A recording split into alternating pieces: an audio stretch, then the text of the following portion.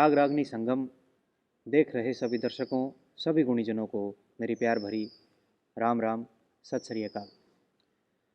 आज दादा निहालचंद जी के बारे में जानने का प्रयास करेंगे। दादाजी के सुपुत्र श्री रामवीर सिंह जी रांग हमारे पिता तुल्य अंकल जी थाना कलां ब्रह्म शक्ति सीनियर सेकेंडरी स्कूल में आज इनसे साक्षात्कार का अवसर प्राप्त हुआ है। तो एक बड़ी विशेष बात है कि कभी सूर्य कवि पंडित लक्ष्मीचंद जी भी दादाजी से प्रेरणा पाते रहे हैं, ऐसा सुनने में आया है। लेकिन आज शेष समाज में दादा निहालचंद जी के बारे में कोई चेतना नहीं है। तो आज दादाजी के बारे में हम जानने का प्रयास करेंगे। अंकल जी, स्वागत है आपका सबसे पहले तो चैनल पर। और धन्यवाद बेटे, और सभी दर्शकों को मेरी तरफ से हाथ जोड़ के नमस्कार। तो अंकल जी, पहले तो अपने परिचय से शुरू करो। मेरा नाम जो है रामवीर सिंह, प्रिंसिपल ब्रह्म शक्ति सीनियर सेकेंडरी स्कूल थाना कला सोनीपत, गांव नांगल ठाकरान है। और ये मेरा सौभाग्य है और पूर्व जन्मों का कोई ऐसा फल है कि दादा निहालचंद जी का सुपुत्र होने का सौभाग्य प्राप्त है। तो अब दादाजी के जीवन पर चर्चा करेंगे जी। विस्तार से तो नहीं, आपका समय बड़ा कीमती है, मैं समझ रहा हूँ, और ये भी आप समय जो दे रहे हो इसके लिए मैं धन्यवादी हूँ आपका। बात नहीं। तो विस्तार में ना करके संक्षिप्त में ही हम चर्चा कर लेते हैं। बिल्कुल सही बात। तो उनकी जीवनी और जीवन का संघर्ष ये दर्शकों को थोड़ा बताओ जी। दादाजी का जन्म 21 अक्टूबर 1887 को गांव नांगल ठाकरान पुरातन हरियाणा में हुआ, जो दिल्ली देहात में आता है। दिल्ली देहात का बहुत सारा एरिया वो एक तरह से उनकी बोलचाल और पारंपरिक जो रीति रिवाज है वो हरियाणवी है। तो ये मतलब पुरातन पंजाब में। हाँ जी। बिल्कुल हरियाणा जो है काउंट होता था, और पंजाब था तब तो सारा ये यूपी का कुछ हिस्सा, दिल्ली का, इस तरह बहुत आगे तक। तो दादाजी ने अपनी रचनाएं, उनका काव्य भी हरियाणवी में ही रहा। तो अपना हरियाणवी में रचना की, सेवा की हरियाणवी की। एक जहाँ तक मेरी जानकारी है, वर्तमान जो दिल्ली सूबा है इसमें पहले सांगी थे वो। हाँ, ये जो है बड़े बुजुर्गों से सुनने में आया है, पता लगा है कि जो एक मुख्य रूप से स्थापित जो सांगी हुए, पीछे का तो कोई प्रकाश में नाम ऐसा आया नहीं, लेकिन लोग बताते हैं कि दिल्ली सूबे के पहले सांगी थे पहले, और जमे हुए सांगी थे। बिल्कुल जी। तो दादाजी की शिक्षा दीक्षा और जो संगीत की प्रेरणा स्रोत थे उस पर थोड़ा प्रकाश डालो जी। देखिए बेटे, ऐसे है कि प्रारंभिक शिक्षा गांव में हुई दादाजी की, और जो किताबी ज्ञान वाली बात थी वो वहीं तक ही उनकी सीमित भी रही, क्योंकि ये 1887 से 5-6 साल के बाद का जिक्र होगा। 92-93 के आसपास होगा। तो उस टाइम ऐसी सुविधाएं थी और गांव में कोई इस तरह का स्कूल भी नहीं था। तो चौपाल वगैरह में जहाँ इस तरह के पहले एक जो समाज सेवी होते थे या कोई कुछ थोड़े बहुत पढ़े लिखे होते थे, वो वही ऐसी समाज की सेवा कर देते थे। बच्चों को बैठा लिया, उनको कुछ अपना शिक्षा दीक्षा वगैरह ऐसी दी, तो वो जो थी वो उनकी गांव में हुई। अच्छा, मतलब दादाजी ने जस्ट प्राथमिक शिक्षा ग्रहण करी। हाँ। अच्छा जी। फिर उसके बाद जी? उसके बाद जो है उनका संगीत से लगाव था बचपन से ही कहो। और घर की जो उस टाइम की सिचुएशन थी, तब आय का क्या साधन था जी? खेती बाड़ी? खेती बाड़ी मुख्य तो साधन कृषि था। और जो हमारे परदादा जी थे गौरी दत्त जी, तो खेती बाड़ी करते थे। उसी में फिर जो है खेती बाड़ी के काम में ही दादाजी हाथ बटाने लगे और अपना कुछ इसमें संगीत में भी समय लगाने लगे। जी। तो जो पढ़ाई का आगे नहीं चल पाया फिर, क्योंकि एक तो गांव में इस तरह की कोई सुविधा नहीं थी। जो वहाँ ये बच्चों को शिक्षा देने का जितना काम था वहाँ तक ही उन्होंने अपना वो कर पाए। खैर उस टाइम के तो वो कलेक्टर थे जी। हाँ, बड़ी बड़ी पहले जो की है तो ये अहमियत तो थी, अलग थी ना। अहमियत थी बिल्कुल। उस टाइम के तो कलेक्टर थे वो। अच्छा जी, तो फिर ये जो संगीत की तरफ रुझान हो गया, उसका क्या तो कारण रहा और कौन प्रेरणा स्रोत थे? जैसे हमारे ग्रामीण क्षेत्र में होता है, अब तो कुछ ये कम हो गया क्योंकि पशुपालन कम हो गया पहले से बहुत मात्रा हाँ जी, में। हाँ जी। कृषि कार्य भी पहले से बहुत कम हो गया। तो ब्रह्म मुहूर्त में सबका उठना होता था, जी। कोई भी हो चाहे, क्योंकि ये लेट सेट उठने वाली तो आदत हमारी तो संस्कृति में ही नहीं है। बिल्कुल बिल्कुल। तो जब वक्त से उठ के अपना पशुओं के लिए चारे का इंतजाम कर देना, छानी बेना, उनका न्यार फूस करना, जब ये काम होते थे तो बड़े बुजुर्ग ये काम करते करते अपना राम का नाम लेते थे। भजन चौपाई भजन चौपाई दोहे ऐसे श्लोक। तो जो परदादा जी थे गौरी दत्त जी, वो ऐसे करते उच्चारित इस तरह की ये चीज़ें। तो वहीं से और दादाजी भी वक्त से उठ जाते, उनके साथ ही उठ जाते बच्चे होते हुए भी। तो वो कहते भी कि बेटा अभी तो बहुत दिन पड़ा है, अभी तो 4 बजे हैं या 4 भी नहीं बजे हैं, और आप तो सो जाओ। अगर नहीं पिताजी मेरी नींद पूरी हो ली और अब तो जो है अब इच्छा नहीं है सोने की। तो वो सुनते आराम से, उनको सुनते तो धीरे धीरे उनको ये शौक उनका पूरा हुआ और जो है आदत ही पड़ गई फिर तो आगे जाके वो खुद भी इस तरह की रचना करने लगे। अच्छा, ये मतलब ये कितनी उम्र शुरुआती में बनानी शुरू कर दी थी जिन्होंने छंद रचना अपनी? देखो ऐसा है बेटे, कोई पक्के तौर पर तो कहा नहीं जा सकता। नहीं, आपने तो मतलब लेकिन शोध ये करी थी ना उसपे। लेकिन ये है कि 12-14 साल कुछ ऐसा हो रहा होगा। वहाँ से अपनी जो भी छोटी मोटी रचनाएं थी वो उन्होंने वो बिना किसी के मार्गदर्शन के स्वच्छंद रचना थी उनकी मतलब। जी। अच्छा जी, ठीक है। और एक दादाजी के जो ये गुरु प्रणाली है, एक बार इसका और जिक्र करो जी, ये कौन सी प्रणाली से हैं? तो अपना अधिकतर जो हरियाणवी लोक गायन है ये शंकरदास जी की उससे आता है। हाँ जी, हाँ ये। तो इसी में जो है दादाजी जुड़े हुए हैं। अच्छा। क्योंकि उन्होंने अपनी एक उसमें बताया भी है कि शंकर नेता गंगाराम गुरु स्वरूप चंद प्रतिपाल करो। तो शंकरदास हुए, नेतराम हुए, गंगाराम हुए और स्वरूप चंद जी हुए, और फिर दादाजी आ गए। अच्छा, पंडित नेतराम जी के जो शिष्य हुए गंगाराम जी, गंगाराम के स्वरूप चंद स्वरूप जी। चंद जी। हाँ। अच्छा जी। तो ये उनका गुरु शिष्य परंपरा वाला प्रणाली का हो रहा। हाँ जी। तो दादाजी ने हमारा जो पारंपरिक शास्त्रीय संगीत है, भारतीय शास्त्रीय संगीत, इसकी भी शिक्षा ली जी? कहीं ऐसा मतलब आपके सामने आया हो? भाई इसके बारे में तो कोई मेरे सामने तो ऐसी तो जानकारी आई नहीं। वैसे हम उनकी रचनाओं को देखते हैं तो बड़ी जो है उसमें गहराई भी है और बड़ी गूढ़ता है।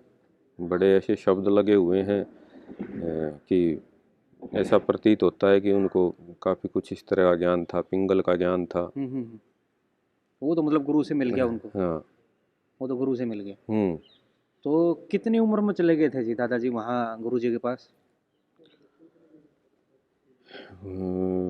वो असल में ये हुआ कि शुरू से ही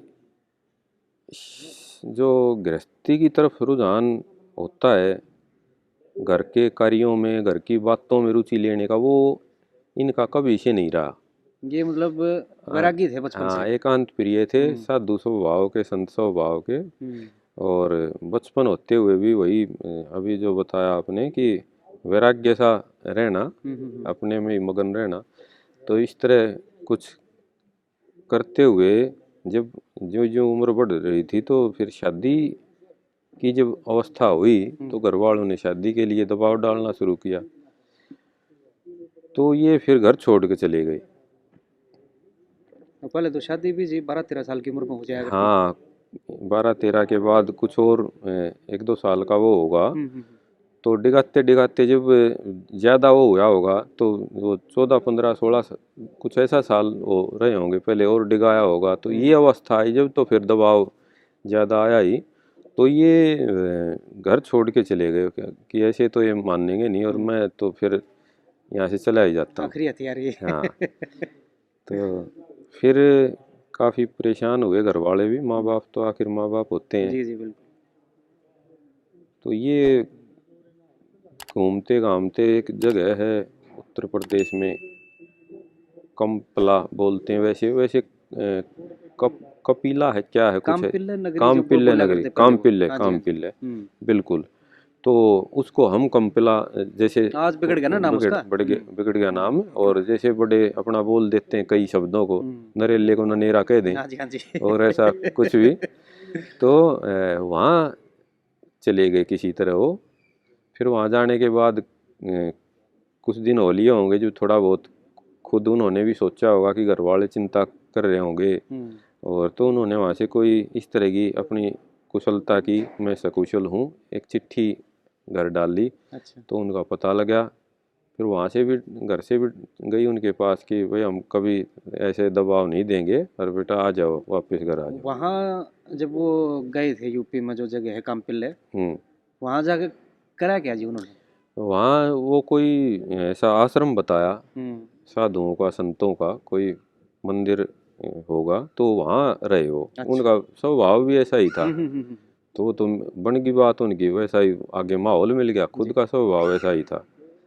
और उससे भी पहले फिर अब ये स्वभाव ऐसा प्रभाव उनके ऊपर डाले हुए था कि बचपन में जब वो छोटे थे तो एक साधुओं की टोली जमात आई थी, और उन्होंने घर पर ही भोजन किया। अच्छा। और जब सारा भोजन वगैरह कर लिया और जाने लगे, तो उन्होंने जो मेरे परदादा थे गौरी दत्त जी, उनसे जो मांग करी कि इस बच्चे को तो हमें दे दो आप, इसको हम अपने साथ ले जाएंगे। क्योंकि जो है दादाजी बड़े सुंदर थे जी। अच्छी तरह, बहुत जो है गोरा रंग, और बहुत ही सुंदर चेहरा, मोहनी मूरत बिल्कुल। और नहीं, बड़ा, वो तो जो संत आए थे जी उन्होंने भी तो भांप ली ना वो चीज, हाँ आगे की जो चीज थी। बिल्कुल, चेहरे पर एक तेज हाँ आभा जी। मंडल ऐसा कि इनको हम अपने साथ ले जाएंगे इस बच्चे को। तो एकदम से अब माँ बाप के लिए तो भारी परेशानी हो जाए। हाँ कोई जी। ऐसा तो है नहीं कि कोई वस्तु हर ठा के पकड़ा दी। जी जी जी। फिर तो उन्होंने फिर इसमें तो हाथ जोड़ लिए, असमर्थता जाहिर की कि जी ऐसे ये तो हमारे से नहीं होगा, और आप जो आदेश करें। तो वो ये बोले कि ठीक, कोई बात नहीं, ऐसा नहीं होगा, लेकिन ये तो होना है आगे जाके। हाँ। अब तो हम कह रहे हैं आगे जाके बनना, इसको साधु बनना है। साधु बनना। तो वो कुछ पहले जन्म का कोई वो रहा होगा प्रारब्ध का ऐसा असर कि वो बने फिर साधु वहाँ पे उनमें हाँ वहाँ वो रहे, वो कामपिल्ला जुड़ नगरी गए। में हाँ जाके। हाँ। जी। तो फिर वो जब घर से फिर आया कि बेटे आ जाओ और हम दबाव नहीं डालेंगे, तो और सभी बड़े चिंतित हैं। तो वहाँ से चल पड़े फिर। वहाँ कितने दिन रहे जी? थोड़ा ही समय रहे, मतलब साल 2 साल? हाँ कुछ थोड़ा ही समय रहा होगा, 6-6 महीने का अच्छा ऐसा अच्छा अच्छा। होगा। ठीक ठीक। तो वो वहाँ से चल पड़े, और आते आते घर जाने से पहले किसी तरह वो पहुँच गए जसोर खेड़ी। जसोर खेड़ी ये अपना जजर झज्जर के में पास। आता है, हाँ जी। बहादुरगढ़ के पास। पहले ये रोहतक डिस्ट्रिक्ट में था। जी। क्योंकि ऐसा दादाजी की रचनाओं में भी है और वैसे भी था ही। जानते हैं सब हाँ, ये तो कि रोहतक, पंजाब हाँ उसी, साझा पंजाब था, जब भी तो बिल्कुल रोहतक डिस्ट्रिक्ट था ना ये। रोहतक डिस्ट्रिक्ट था। तो वहाँ पहुँच गए और वहाँ पर वो अपना प्रोग्राम कर रहे थे दादा स्वरूप चंद जी जी। जसोर खेड़ी में। हम्म, तो शौक था ही संगीत का, और वहाँ भी खूब अपना जो है आनंद लिया संगीत का उन्होंने। जो कंपला जगह थी कामपिल्ले, क्योंकि भजन कीर्तन होता था साधु संतों में, खूब अपनी खूब जो भूख थी वो मिटाई हाँ इन्होंने। जी, हाँ जी, हाँ जी। तो यहाँ आकर उन्होंने वहाँ देखा प्रोग्राम चल रहा है, उन्होंने बड़े जो है शौक से सुना, मगन हो गए बिल्कुल। तो सारा प्रोग्राम सुना और झूमने लगे एक तरह से। तो जब प्रोग्राम खत्म हुआ तो स्वरूपचंद जी ने उनको अपने पास ही बुला लिया। फिर अब यहाँ आ जाओ भाई, क्या नाम है बताया, और मेरा ये गांव है। और जो हम इतने प्रभावित हुए, क्योंकि वैसे तो ज्ञान हो गया था लेकिन गुरु धारण नहीं कर हाँ रखा था हाँ, किसी ठीक को। है। तो वहाँ उनसे कहा कि जी मैं तो आपको गुरु बनाना चाहता हूँ, मन में मैंने मान ही लिया है। तो वहाँ गुरु बना लिया उनको। और फिर जो है कि जी ऐसे ऐसे मैं घर से बाहर था अभी, और अब घर जा रहा हूँ, मैं कुछ दिन बाद फिर वापस आऊँगा। तो फिर वो जो है घर चले गए थे। हाँ जी। तो वहाँ से फिर अपना सब तरह से बता के सारा हो करके फिर आके स्वरूपचंद जी के पास रहे। ठीक। तो गुरु जी के पास कितना समय रहे जी, या बीच बीच में घर भी जाते रहा करते? बीच में हो सकता है एक आध बार कभी कोई समय होगा तो घर बीच में चले जाते होंगे, नहीं तो जो कुल उनका साथ रहने का टाइम रहा शायद 4 एक साल के आसपास समय उनके साथ रहा उनका। ये हम कौन से सन के आसपास पहुंच गए हैं जी अभी? ये सन ये लगा लो 13 और 5 18, 4 5 के आसपास की बात होगी शायद। चार 1900, चूर क्या, हाँ 1900। 1904-5। हाँ क्योंकि इसी अवस्था में शादी वगैरह का वो जिक्र चला था, हम्म जब हम्म वो हम्म रहे होंगे 15 16 साल के, हम्म, 16 17 साल के रहे जी। होंगे। तो क्योंकि फिर जो आगे हिसाब लगता है कि 1908 से तो फिर उन्होंने अपने खुद के सांग शुरू कर दिए। अच्छा, 1908 में अपना 8 बेड़ा से, बना लिया। हाँ 8 से। अच्छा जी। तो उनके शिष्य कितने को हुए दादाजी के? 7 8 के नाम तो मैं जानता हूँ, और वैसे जो है क्योंकि वो तो उत्तर भारत के कई जिलों में प्रोग्राम करते थे, तो होंगे कुछ। कहाँ कहाँ और गए जी वो इस विधा को लेके? विधा को लेके ये समझो अपना हरियाणा, उत्तर प्रदेश, राजस्थान, दिल्ली का वो रहा, हम्म, और फिर बम्बई तक गए। बॉम्बे भी गए हैं? हाँ बॉम्बे भी गए। बॉम्बे गए वो जब ये कत्तकाली आई हुई थी, हाँ जी, हाँ जी। क्योंकि जिक्र किया करते हैं कि जब मैं वहाँ से आया तो जिस तरह का गांव छोड़ के गया था उस तरह का तो गांव में माहौल ही नहीं था। हम्म, कि गांव के लोग गांव को छोड़ के खेतों में बस गए थे। हम्म। खेतों में अपनी शर्की तंबू कुछ ऐसे लगा हाँ लिए जी, थे, हाँ जी, हाँ जी। जो ये दूरी बनाए रखने वाली बात है। तो हम्म, उस टाइम भी ऐसे वो हो गया था, बहुत बुरा हाल था। कि जब मैं आया वहाँ से तो इतना बुरा हाल था कि एक को जो है दाग दे का आ करते, आगे दो चार, आगे 4 पाँव थे। ये स्पेनिश फ्लू का नाम दिया गया ना इस बीमारी हाँ को? हाँ, इसको ये भी एक आयरनी कत्तकाली, है। हाँ कत्तक वाली अपना बोले थे। देसी हिसाब में तो कत्तेकाली बीमारी हम्म कहते हैं, उस हम्म समय उस बीमारी को स्पेनिश फ्लू का हम्म नाम दिया गया इंटरनेशनली। हम्म लेकिन आज इस महामारी को हम चाइनीज वायरस कहते हुए डर रहे हैं। वर्ल्ड के कई सारे देश, इवन भारत भी उनमें से एक है। ये मतलब डूब के मर जाने वाली बात है, जहाँ से फैला है इसका नाम देना चाहिए। जी, हम वापस वहीं पे हम्म आओगे। हम्म हम्म, अच्छा, दादाजी बॉम्बे गए, हम्म। वहाँ से 1920 के आसपास वापस आए। हाँ ये 18 19 की बात होगी। 20 में आई थी शायद ये बीमारी जी। हाँ बस तभी की है जब इस बीमारी का वो था तो तभी। 8 में तो बेड़ा बांध लिया। हम्म और वो फिर वहाँ बॉम्बे गए किस पर्पज से थे जी? वो कोई यहाँ किसी सेठ के लड़के की शादी थी, हम्म। यहाँ से दिल्ली से गई थी बारात वहाँ। तो वो सेठ जी लेके गए थे, अच्छा नाम था और बड़े चाव से लोग सुनते थे। तो सेठ जी भी प्रभावित थे उनसे, तो वो सेठ जी लेके गए थे अच्छा, उसमें। वो सांग का बेड़ा ही गया था पूरा है? हाँ हाँ, इनकी मंडली गई थी फिर। अच्छा जी, वहाँ कितने दिन रहे जी फिर बॉम्बे? उसके साथ जो भी 2 4 5 दिन का वो होता था उस टाइम का हम्म।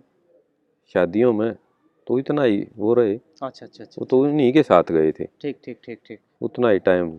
जब बारात अपना आई तो वो भी आए। अच्छा, तो दादाजी ने जी 1908 से आप बता रहे हो बेड़ा बांध लिया था। हम्म और एक जो ये कथा में बात आओ है कि भाई एक फिल्म में भी लिया है, बल्कि जो दादा लक्ष्मी के नाम से हम्म यशपाल शर्मा जी ने बनाई है फिल्म, हम्म उसमें भी ये वर्णन है कि भाई दादा लक्ष्मीचंद जी जो थे हम्म। वो भी दादाजी से प्रभावित हुए हैं। हाँ बिल्कुल। तो वो कैसा प्रसंग है, एक बार वो खोलो। ये शायद यही 10 वर्ष के आसपास की बात होगी, 1910 के आसपास की। 1910 के आसपास। 10 की होगी, 11 की होगी, कुछ ऐसे यहीं का है। अगर जब ये दादा लक्ष्मी चंद 8 9 साल की उम्र के होंगे, हाँ, दो 9 10 की के होंगे 1903 कुछ का है। जन्म बताया है। हाँ तो 10 के आसपास, 7 8 साल के मान लो बस वही। हाँ, तो वहीं आसपास का है कि ये 9 10 साल की उम्र के आसपास दादा लक्ष्मी चंद जी रहे होंगे। तो तब जाट्टी में सांग कर रहे थे, अच्छा। तो वहाँ बेटा गया हुआ था, वहीं अपना प्रोग्राम दे रहे थे। और तो सारी रात प्रोग्राम सुना और फिर ऐसा बताया कि इतने प्रभावित हुए कि सुबह जब वो बेड़ा गया तो उसके साथ चले भी गए। उनके साथ ही हो गई कई फिर। दिन में हफ्ते सारे में लौट कर आए। हाँ, मतलब ये था ना जी, जब वैचारिक जो फ्रीक्वेंसी हम मैच हम्म कर जाए ना, हम्म, तो अपने आप में खिंचाव सा हो ही जाए। हो जाए अब वो भी बिल्कुल। नेचुरल वैरागी थे, ऐसा बिल्कुल सुनने में आया है पंडित बिल्कुल। लक्ष्मीचंद जी भी। हाँ ये संग। जो उनकी धर्मपत्नी थी दादी, हम्म उनका कथन है वो बताया है उन्होंने, हम्म मतलब कई बार तो पाठशाला पे से वापस हो लिया करते, घर हम्म, पर आने का कोई मतलब ही नहीं था। बिल्कुल। जी जी हाँ, वापस वहीं पे आओ। तो ये था उनके साथ प्रसंग कि हम्म। वहाँ से वो कई दिन में फिर वापस आए और काफ़ी स्नेह आपस में लगाव हो गया था। दादा निहाल चंद जी काफ़ी स्नेह किया करते हम्म। उनसे। और आगे चल के फिर ये दादा लक्ष्मी चंद जी की सिस्टर की शादी भी हमारे गांव में ही जी। हो गई थी। हम्म। तो ये लक्ष्मी चंद जी जब भी जाया करते, क्योंकि ये तो पहले से ही जाते थे वहाँ जी जी नांगल जी जी। में। तो जब भी वहाँ जाते तो पहले दादाजी के पास जाते, अपना मिलते आशीर्वाद लेते, फिर जो है अपनी बहन के घर जाना होता। तो एक आध बार ऑब्जेक्शन भी करा बताया इस बात पर, जैसे कोई महसूस कर जाए कि रिश्तेदारी तो सीधी यहाँ हो रही हाँ, यहाँ और आना चाहिए आना पहले। चाहिए। तो मान लो उनकी बहन ने भी कह दिया हो है, तो साफ कह दिया, बता कि मैं जो है यहाँ मासे जी के पास आया करता, मासे जी कहा करते हाँ जी हाँ जी हाँ हैं, जी। और मैं ना इसमें बुरा मानने की जरूरत ना और कुछ, आगे भी आऊँगा तो पहले वहीं पहले वहाँ आऊँगा जाऊंगा। है, इसमें बुरा मानने की कोई ज़रूरत नहीं है। ठीक। तो ऐसा ही किया उन्होंने, जब भी कभी आना हुआ आगे तो पहले वहीं आते थे, उसके बाद वहाँ अपने वहाँ पहुँचते जी। अपनी सिस्टर के तो वहाँ। अब कौन से संत तक दादाजी ने मंचन कराया जी, और कितने टोटल सांग बनाए? उनका जो है 1927 तक रहा शायद, अच्छा। 8 से 27 तक। क्योंकि 27 में उनके गुरुजी का स्वर्गवास हो गया पंडित और स्वरूप चंद जी का। पंडित स्वरूप चंद जी का। जी। तो उसके बाद अ, ऐसी जो है विरक्ति सी हुई, वैराग्य सा उत्पन्न हुआ, फिर जो है फिर चले गए वो छोड़ के, और फिर साधु दोबारा बन गए। साधु हो गए। हाँ, अच्छा। वो तो जब तो थोड़े दिन का था, ये सालों में अच्छा। चले गए फिर। ये 1927 की बात है। 1927 की बात है। अच्छा। 1927 का वो है इनका दादा स्वरूप चंद जी का हम्म। स्वर्गवास का जी जी। टाइम जो। तो फिर ये टाइम रहा उनका 8 से आगे लेके और 27 तक। जी। 18-19 साल हो गए शायद ये। हम्म। 12 और 7 19, हाँ इतना टाइम उनका हो जी। रहा। तो इस दौरान जी कितने तो सांग बनाए और कितने भजन, फुटकर भजन तैयार करे? सांग जो ये मुख्य रूप से हम अब भी सुन रहे हैं, सुनते आए हैं, जो उस टाइम पर भी ये कथाओं की चर्चा होगी। अधिकतर सांगी पौराणिक जो कथाएं होती थी, धर्म की प्रधानता होती थी, हाँ जी, हाँ जी, हाँ जी। तो वो सारे ही थे। रामायण है, महाभारत है, कृष्ण लीला है, ताराचंद, चाप सिंह, राजा भोज और शरण दे, सत्यवान सावित्री, नल दमयंती, जी। इस तरह राजा हरिश्चंद्र। राजा हरिश्चंद्र, ऐसे और भी कई। क्योंकि उस टाइम जो सांगी हुआ करते अधिकतर ही शायद ऐसे थे कि उनकी की अपनी रचनाएं होती थी, अपना मंचन और परफॉर्मेंस देते थे, उस हाँ जी, पर हाँ जी। प्रस्तुति होती थी। अब तो खैर बहुत सारे ऐसे हो गए कि वो सिर्फ सांगी हैं। पहले तो कवि भी थे हाँ वो। जी, हाँ जी। तो ऐसा उनकी खुद की रचनाएं और खुद ही वो करना। मतलब टोटल काम था जो उनका अपना खुद का था, मंचन भी, हाँ कविता सारा भी बिल्कुल बिल्कुल और बेड़ा भी अपना, सब बिल्कुल। कुछ। तो ये तो हो गया जी आध्यात्मिक रूप उनकी कविताओं का। हम्म। फिर उसमें जो स्वतंत्रता संग्राम भी उस समय चल रहा था हमारा, हाँ तो यहाँ पे भी दादाजी ने कुछ लिखा जी? हाँ। एक तो ये बता करते बड़े बुजुर्ग भी, एक आध बार दादाजी ने भी जिक्र किया कि एक जब स्वतंत्रता संग्राम का ये दौर था, खूब सब अपना जुट रहे थे, तो हर कोई अपनी तरफ से जिससे जो बन पढ़ रहा था, कर हाँ, रहा सब था। प्रयास कर रहे थे। कोई बिल्कुल किसी ने हिंसात्मक तरीका अपनाया, किसी ने हिंसात्मक तरीका अपनाया, किसी ने कोई और जो भी जैसा कर सकते थे कर रहे थे। तो अब दादाजी कवि थे, तो अपना जो कवि धर्म होता है, अपनी रचनाओं द्वारा, और वो अपना उसमें सहयोग दे रहे थे, अपना योगदान दे रहे थे। और उस टाइम एक जो पर्याय है वीरता का, बहादुरी का, हमारे वीर शिरोमणि महाराणा प्रताप जी, हाँ जी। एक इनका जो है सांग बनाया बताया। अच्छा जी। और उसका कुछ मंचन हुआ या शुरुआती दौर था उसका। अब वो तो होते ही ऐसा जोशीला वो किस्सा था। महाराणा प्रताप जी का तो वैसे ही नाम आते ही श्रद्धा से तो सिर झुक जाता बिल्कुल है जी, बिल्कुल। और जोश से शरीर भर जाता जी जी जी। है। तो बड़ा जो है लोग उससे जोश में भर जाते थे, और बड़ी प्रेरणा मिलती थी कि वो सारी उम्र गंवा दी उनने, लेकिन स्वतंत्रता स्वीकार नहीं करी स्वीकार नहीं उसकी। करें, बिल्कुल बिल्कुल। तो उसका जो पर्चे वर्चे छपे काव्य के, वो जब्त हो गए बताए। हाँ, वो गुच्छे आया करते जी हाँ, पहले।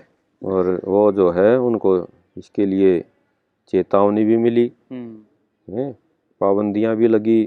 फिर अपना जैसा जो हो सकता था करते रहे। लेकिन ये अपनी रचनाओं द्वारा बीच बीच में, और ये एक किस्से का जो जिक्र है महाराणा प्रताप के का, ये इसका चर्चा खूब हुआ करता। अच्छा जी। तो ये मोटे मोटे आपने ये बताए हैं दादाजी के 15 से 20 सांग थे। हाँ इस तरह के। और फुटकड़ भजन कितने के होंगे जी आपकी याद में? ये हमारे पास तो जो है वो थोड़े ही मिले अब जो आखिर में। क्योंकि बड़ी विडंबना ये रही कि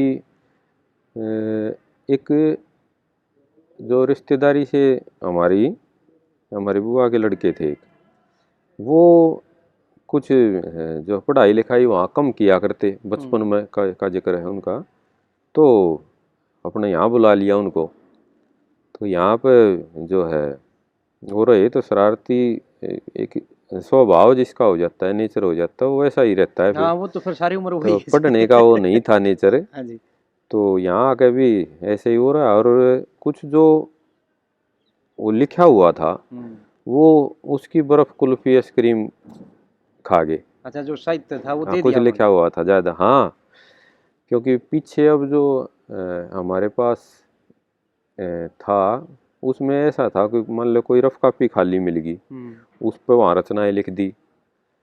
और कोई और ऐसी जगह मिल गई तो जहाँ मिल जाता वैसे ही उसको ध्यान से नज़र डालने और खोल के देखे तो पता लगे, नहीं तो ये भी समझ ले कि पता नहीं खराब होगी दे उसको। और बच्चे तो कहाँ है इस तरह का इतना वो करते होंगे। तो काफ़ी वो जो था वो साहित्य ऐसे गया फिर। ये तो भूल चूक से जो रह गया वो अब बाद में हाथ लग गया है। तो ये तो आपने अंकल जी बड़ा मतलब सराहनीय काम कराया है, इसके लिए तो मैं आपको साधुवाद दे रहा हूँ इसके लिए। और देखो, आप अगर आज भी प्रयास ना करते तो हो सकता है ये सारा ही धूमिल हो जाता कुछ समय के बाद। बिल्कुल, हमारे बहुत सारे ऐसे कवि हुए हैं। हाँ जी। जो बड़े नामी कवि थे, सांगी थे, और देखा जाए तो उनका आज कुछ भी नहीं मिल रहा जी।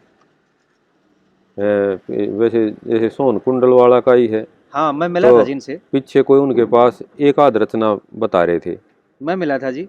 मेरे को तो उन्होंने अंकल जी ने ये बोला कि हमारे पास कुछ भी नहीं है। हाँ, तो एक बताओ। वो उनकी खड़ताल दिखाई, फिर नामी थे वो, कोई ऐसे वैसे थोड़ी है। एक दो चीज और दिखाई थी, काफी बस यही थी। अब मैं मतलब उसी तरफ पढ़ रहा था। जैसे ये सोहनलाल जी की पंडित लक्ष्मीचंद जी बोला करते जी, जब सोहनलाल जी के बेड़े में वो रहे थे तो उनका उस टाइम पे वो दुआ था कि मन सुमर लिए भगवान, मान सिंह सतगुरु मिले और सोहन गुरु समान। वहाँ बताया कई साल उनके बेड़े में रहे हैं दादा लक्ष्मीचंद जी, उनसे बड़ा कुछ सीखा है। सीखा, ठीक और बात। बहुत कुछ उनकी रचनाएं होंगी उस समय की। अब जैसे अब आपने कोशिश करके ये दादाजी का जो साहित्य है जो भी बचा हुआ था, हो सकता है और भी कुछ अभी निकल के आ रहा हो थोड़ा बहुत। प्रयासरत रहेंगे, कुछ इधर होंगे उधर तो से ये मिला तो। करेंगे।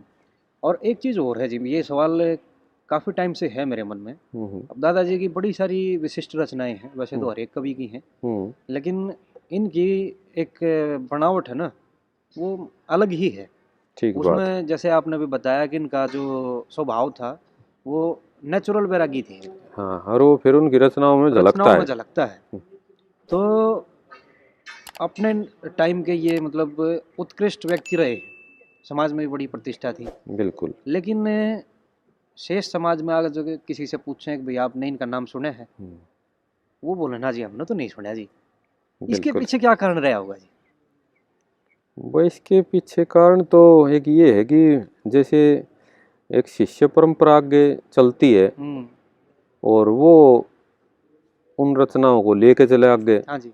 वो जो है निरंतरता जो उनका बना रहे और बार बार वो जन मानस के सामने आती रहे तो ताज़ा रहे। इस मामले में कोई मुख्य वो क्रम वहाँ बीच में रुक गया। हाँ जी, हाँ जी। है। और फिर उनने भी मैंने जैसे 1927 का जो जिक्र कराया, वहाँ वो चले गए थे जो 1933 में थे दादा निहालचंद जी के बड़े भाई दादा मलूक राम जी। वो करड़े बीमार हो गए और बीमार इतने हो गए जो है ऐसा महसूस हो गया कि अब जीवित नहीं रहेंगे। तो उनने फिर जो है अपना चिट्ठी पत्री दे के आदमी भेज के जो भी उनको बुला लिया, भाई आ जा तुरंत। और फिर उनको कह दिया भाई अब तक तो जीत घूम लिया हो भाई, घूम लिया हो हैं, अब जाने का समय आ गया है बिल्कुल। और ये तेरे भतीजे भतीजी हैं जो है अपने बड़े हैं पिताजी वगैरह, इनकी देखभाल तेरे जिम्मे है। क्योंकि मैंने जो है अब अंतिम समय आ रहा है। और तो उस ई सारा और किते तो अपना ध्यान छोड़ के घर पे रहिए, किते जाने की ज़रूरत नहीं, और अपना ध्यान इन पर लगाइए ज़्यादा।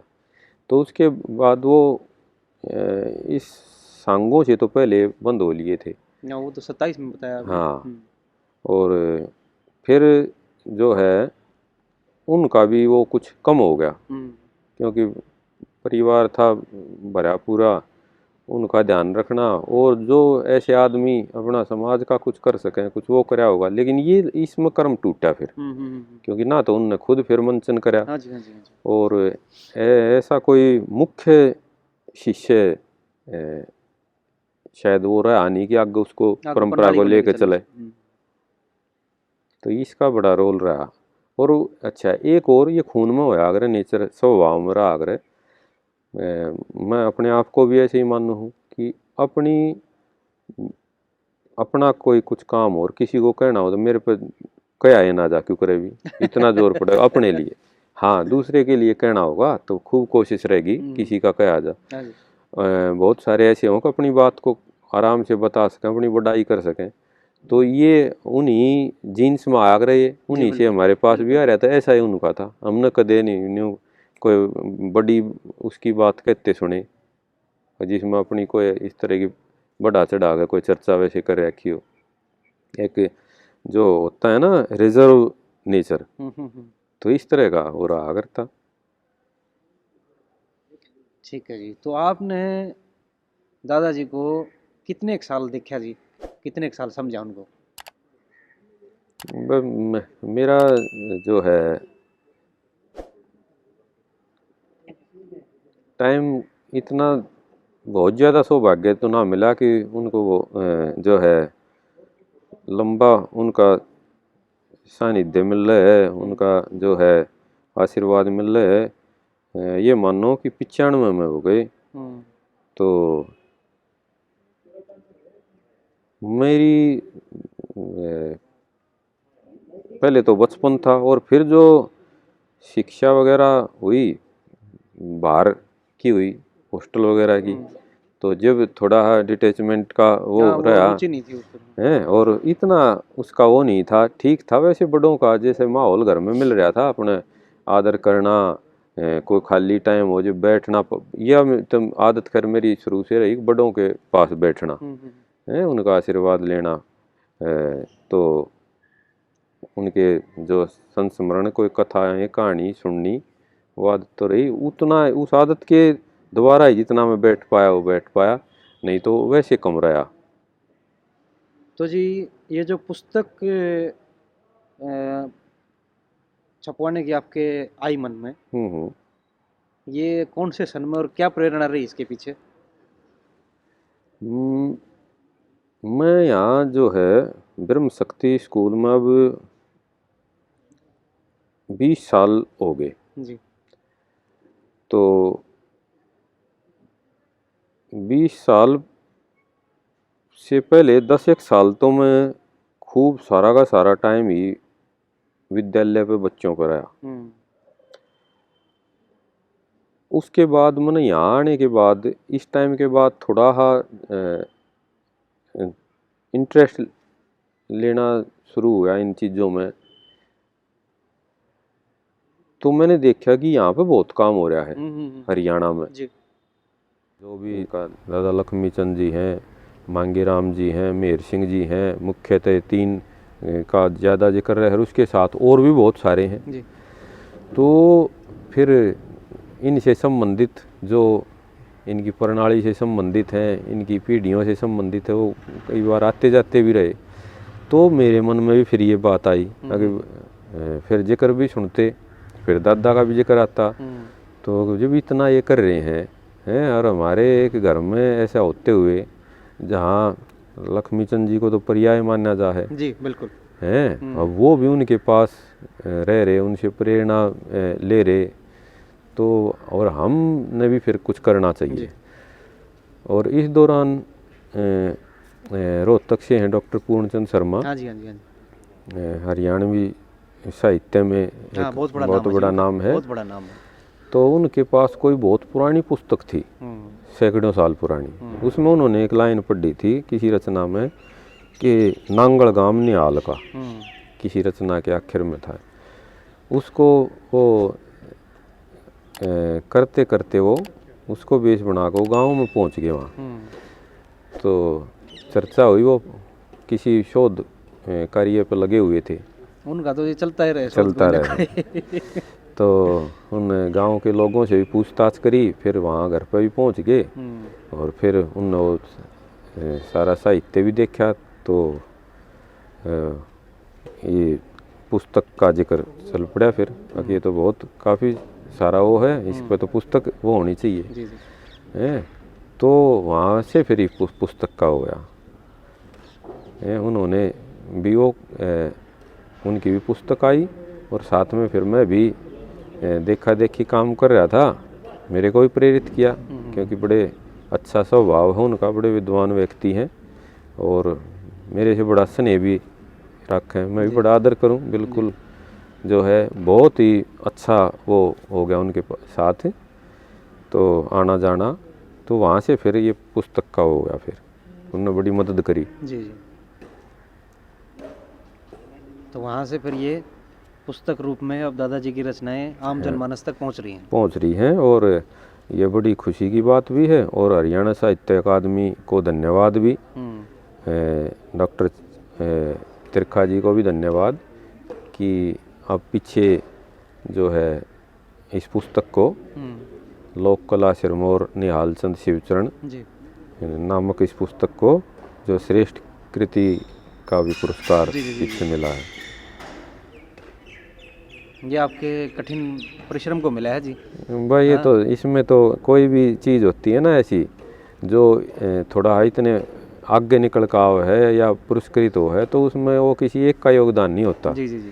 उसमें तो बहुत सारों की शुभकामनाएं जुड़ी हो है और सहयोग जुड़ा हो है। आशीर्वाद से जी ये रचनाएं हमारे पास भी पहुंची। मैंने भी एक दो उसमें प्रयास किया है आपके सानिध्य में रहकर। बहुत बड़ी भी मैं ईश्वर से प्रार्थना करूंगा कि आपसे मार्गदर्शन निरंतर मिलता रहे। जरूर जरूर बेटे, बहुत बढ़िया और सुरीली और रसीली आवाज़ है आपकी। तो इसका जो है सभी को लाभान्वित इससे करते रहना है। और अच्छी रचनाओं के द्वारा जहाँ से भी किसी भी कवि की अच्छी रचनाएं मिलें, उनको जो है समाज के सामने लाओ और हमारे पूर्वजों का उससे नाम का भी पता लगे। क्योंकि इतने पूर्वज हैं बहुत सारे ऐसे हैं ना, वो बहुत सारे को तो नाम का भी नहीं पता लगता। सच बात है। जैसे दादा के नाम को नहीं जानते बहुत सारे, नहीं जानते। कोई बहुत बड़े बूढ़े हो हैं जो वे जिक्र करे हैं, उनको कुछ ये पता हो है, नहीं तो जो नई पीढ़ियां हैं उनको इस बारे में बहुत कम ज्ञान है। तो जी चर्चा को भी समापन की ओर ले चलें। जैसा अभी दादाजी के बारे में चर्चा हुई, निहाल चंद जी, ऐसे ही छोटे छोटे किसी गांव कस्बे में अनेकों कवि हुए हैं जिनकी रचनाएं विलुप्त हो गई हैं या होने जा रही हैं। अगर कोई ऐसा परिवार इसको देख रहा हो तो कृपा कर इस पर संज्ञान लें और वो विशिष्ट रचनाएं शेष समाज तक पहुंचाने के लिए आप अग्रसर हों। और अंकल जी, आपने जो आज ये विशिष्ट समय दिया है, इसके लिए मैं धन्यवादी तो रहूँगा ही आपका, और आपका मार्गदर्शन मिलता रहे, इसके लिए मेरी आपसे अनुरोध है और ईश्वर से प्रार्थना है। बिल्कुल बेटे, आगे तक ऐसा ही हो रहेगा। और यहाँ आके इसमें अकेले मेरे को धन्यवाद देने की ज़रूरत नहीं, धन्यवाद मैं भी बहुत बहुत जो है अपना ज्ञापित कर रहा हूँ कि आज अपना कीमती टाइम निकाल के छुट्टी करके और यहाँ आप स्कूल में आए और दादाजी के नाम को नाम ताज़ा करवाया, उनकी स्मृतियों को जो है फिर से एक तरह से आज ताज़ा करवा दिया मस्तिष्क पटल में। तो इसके लिए बहुत बहुत धन्यवाद। और सभी दर्शकों को भी जो है फिर से हाथ जोड़ के बहुत बहुत नमस्कार। और हमारे जो पूर्वज हैं, लोक कवि हैं, ऐसे कलाकार हैं, आप वाली बात को ही मैं फिर दोहरा दूं कि कोई भी ऐसा हो तो हमारा फ़र्ज़ बनता है कि हम उनकी तपस्या को जो उस समय उन्होंने इतनी अनमोल रचनाएं रच दी हैं, उनको हम समाज के सामने लावें। और भाई सुधीर और ऐसे और भी जो भी इस हरियाणवी लोक संस्कृति को